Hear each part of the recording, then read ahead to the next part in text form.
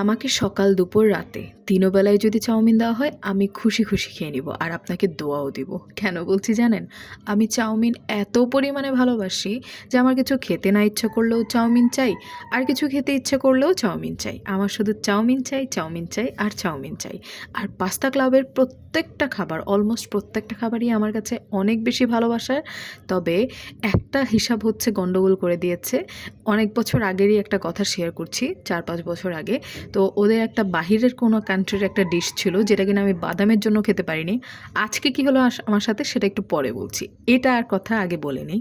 এই যে এটা মেয়োনিজ, এটা ওদের স্পেশাল, ওদের মেয়োনিজ। ওদের মতন এই মেয়োনিজটা আমি অন্য কোথাও খাইনি, এই স্বাদের কোথাও খাইনি। অনেক জায়গায় তো খাবার খেয়েছি কিন্তু এই স্বাদেরটা খাইনি। অনেক টেস্টি। ওদের ওখানে গেলে এটা আনলিমিটেড তো পাওয়াই যায়, তার উপরে আবার বাসায় যদি অর্ডার করি তাহলে একটা না একটা প্যাকেট ওরা পাঠিয়ে দেয়। আমার মনে হয় যে এটা একটা ছোট্ট একটা গিফট।